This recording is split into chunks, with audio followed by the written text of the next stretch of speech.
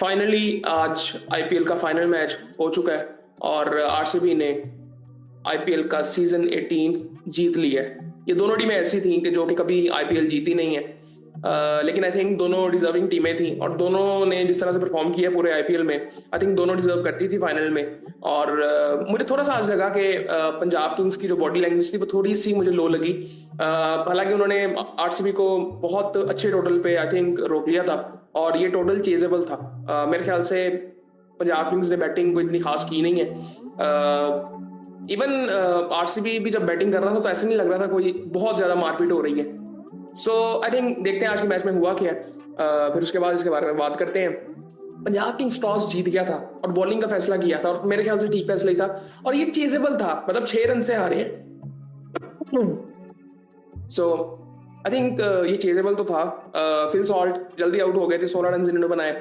विराट कोहली ने 43 रन की इनिंग खेली 35 बॉलों में, शायद यही रिक्वायर्ड था। और क्योंकि वो एक तरह से एंकर कर रहे थे पूरी टीम को कि कोलैप्स ना करे, जो कि एंड पे अगर देखें तो बिल्कुल ठीक साबित हुआ उनके लिए। क्योंकि अगर ये देखें एक टीम गेम था, किसी ने 50 नहीं किया, इवन कोई अपने विराट कोहली के अलावा कोई अपने 30s में भी नहीं किया। सो विराट कोहली ने 43 रन बनाए 35 बॉलों में, 3 चौके लगाए, 122 का स्ट्राइक रेट था। उसके बाद मयंक अग्रवाल ने 18 बॉलों में 24 बनाए, रजत पटीदार ने 26 रन बनाए 16 बॉलों में, लिविंगस्टन ने 25 रन बनाए 15 बॉलों में। मेरे ख्याल से शायद इनका हाईएस्ट स्कोर था इस पूरे आईपीएल में। और रोमारियो शेफर्ड ने 17 रन बनाए 9 बॉलों में। सो ये सूरत हाल थी, लेकिन फिर भी एक डिसेंट टोटल था और कोई इतना मैं ये नहीं कहूँगा कि बहुत अच्छा टोटल था। आई थिंक इससे ज्यादा रन हो सकते थे शायद। और आई थिंक ये चेजेबल भी था, लेकिन हुआ नहीं।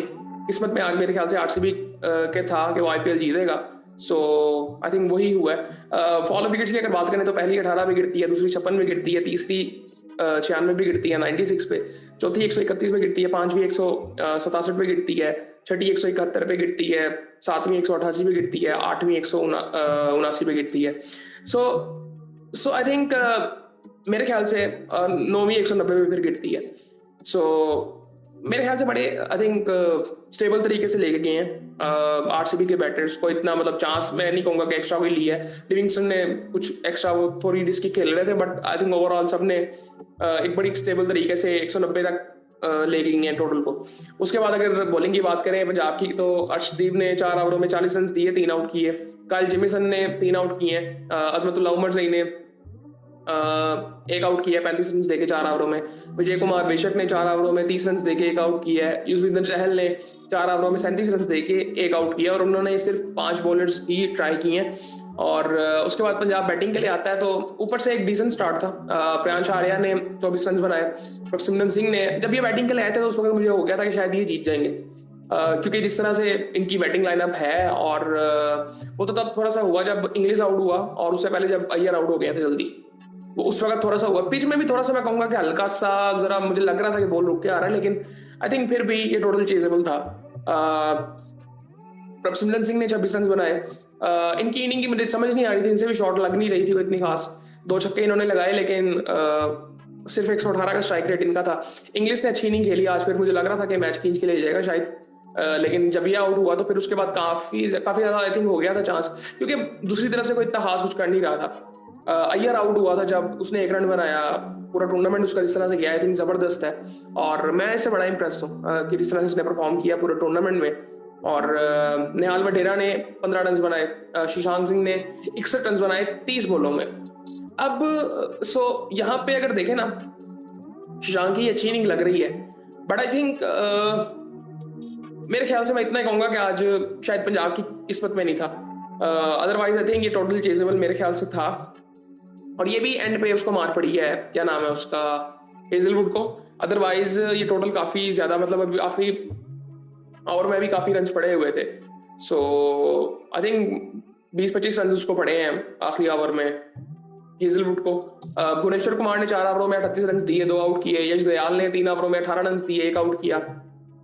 हेजलवुड ने 4 ओवरों में 54 रन दिए, उसको आखिरी ओवर में मार पड़ी है और 1 आउट भी किया इसने। कृणाल पांड्या ने 4 ओवरों में 17 रन दिए, 2 आउट किए। और सुयश शर्मा ने 2 ओवरों में 19 रन देके आउट कोई नहीं किया। रोमारियो शेफर्ड ने 3 ओवरों में 30 रन देके 1 आउट किया। मुझे हैरानगी आज पता किस चीज पे हुई कि टिम डेविड नहीं आज आया बैटिंग के लिए। मेरे लिए हैरानगी की बात ये थी क्योंकि मुझे टोटल भी कोई इतना ज्यादा लग नहीं रहा था। 190 रन चेजेबल थे क्योंकि उन्होंने भी बॉलिंग मेरे ख्याल से बेहतर की थी, लेकिन आरसीबी ने उनसे भी बेहतर बॉलिंग की है ओवरऑल अगर देखें तो। सो आई थिंक मेरे ख्याल से आज किस्मत में इनकी ये था और इसीलिए आरसीबी मैच जीत गया है। वरना दोनों टीमें आई थिंक पूरा टूर्नामेंट जिस तरह से उन्होंने खेला है वो बहुत ज़बरदस्त था। और अब आईपीएल खत्म हो गया है। इंडिया के भी आई थिंक अभी मैचेस अभी तो नहीं है मेरे ख्याल से, अब काफ़ी अभी है टाइम उसमें भी।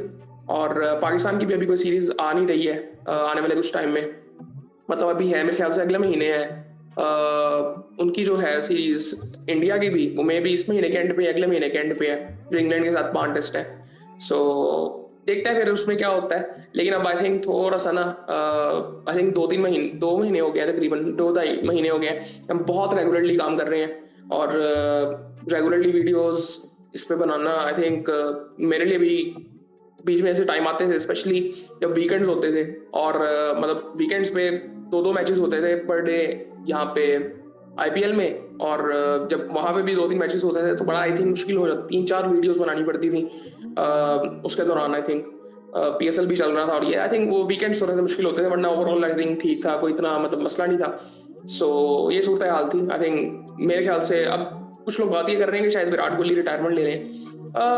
मुझे नहीं लगता अभी शायद लेंगे वो, क्योंकि आईपीएल में भी कोई पता भी नहीं है। लेकिन मैक्सवेल ने भी रिटायरमेंट ले ली है और क्लासन का भी सुनने में आ रहा है कि उसने भी आई थिंक इंटरनेशनल क्रिकेट से ही रिटायरमेंट ले ली है। मैक्सवेल ने मेरे ख्याल से वनडे से ली है सिर्फ। सो अभी पता नहीं मुझे, लेकिन हाँ कंफर्म उनका मेरे ख्याल से हो गया है दोनों का। और काफी बातें हो भी रही थी साउथ अफ्रीकन क्रिकेटर्स के बारे में कि ये मतलब इतने कोई क्या कहते हैं पैट्रियट नहीं होते, जिस तरह बहुत से क्रिकेटर ऐसे हैं जो कि बहुत जल्दी रिटायरमेंट लेके चले गए हैं। इवन एबी डिविलियर्स ने भी 34 साल की उम्र में ले ली थी। मेरे ख्याल से वो उसके काफी बाद तक खेल सकते थे जिस तरह के वो फिट थे, बट उन्होंने भी ले ली थी। लेकिन उसको देखें अगर क्विंटन डिकॉक, उसने 30 साल की उम्र में ले ली थी। सो आई थिंक काफी ऐसी चीजें थी। बस आई थिंक इस पे क्या बात करें, अभी कोई ऐसी चीज होगी तो बात करेंगे। पाकिस्तान के बारे में बात की जा रही है काफी कि आई थिंक आजकल प्लेयर्स को बुलाया गया, बाबर रिजवान और क्या नाम है उसका, शाहीन, इन सबको एक कैंप में बुलाया गया। कुछ बातें होंगी आई थिंक मेरे ख्याल से बड़े सेंसिबल तरीके से भी चल रहे हैं। जो चीज़ें भी हो रही हैं ना वो ठीक लग रही हैं, बट चीज़ें तो ठीक लगती हैं, पिछली दफ़ा भी ठीक लग रही थी, लेकिन क्या वो चीज़ें लॉन्ग टर्म तक होती हैं पता नहीं, क्या अभी सूरत हाल है।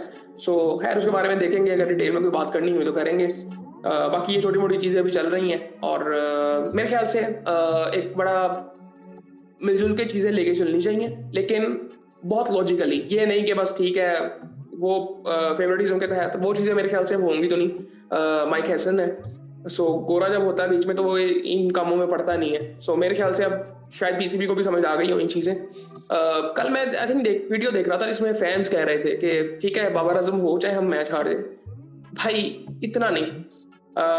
बिल्कुल आई थिंक मैं कह सकता हूँ कि शायद 1-2 प्लेयर्स ऐसे होने चाहिए पाकिस्तान की टीम में जो कि एक्सपीरियंस्ड हों एज अ बैटिंग यूनिट भी और एज अ बॉलर भी।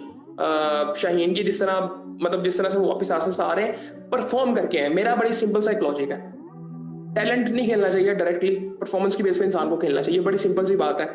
अभी रिसेंटली हम एग्जांपल देख चुके हैं, आप उसको देखें, हसन नवाज को देखें, उसकी परफॉर्मेंसेस की बेस पे आया है तो वो कॉन्फिडेंस उसके अंदर था। हारिस को देखें, हारिस का भी अगर आप पेशावर जर्मनी के लिहाज से देखें तो उसकी बेहतर परफॉर्मेंस थी बाकियों से, वो कॉन्फिडेंस उसके अंदर नजर आ रहा था। सो इसी तरह आगा में देखें, आगा की परफॉर्मेंसेज हैं। सो इसी तरह जब परफॉर्मेंस होती है ना तो कॉन्फिडेंस होता है, परफॉर्मेंस नहीं होती तो टैलेंट की बेस पे आप खुद कंफ्यूज होते हो कि मैं टीम में क्यों हूँ। सो ये चीज़ें आई थिंक थोड़ा सा मतलब हमें बस तरीके से चीज़ें लेके चलनी है। कोई इतनी मतलब मैं वही कहता हूँ कि कॉमन सेंस जो है ना वो इतनी कॉमन है नहीं, वो यहाँ पे आके फिर हमें नजर आती है कि बिल्कुल सीधी सी चीज़ें करनी होती हैं। जब हम ज़्यादा समझदार बनने की कोशिश करते हैं और ज़्यादा सियाने बनते हैं तब चीज़ें ख़राब हो जाती हैं। यार ये दूसरा एक टॉपिक है, लेकिन आई थिंक आज मुबारकबाद देनी पड़ेगी आरसीबी को, ये पहला अपना टूर्नामेंट जीते हैं आईपीएल का और आई थिंक ज़बरदस्त है। बाकी भी आपसे बात होती है।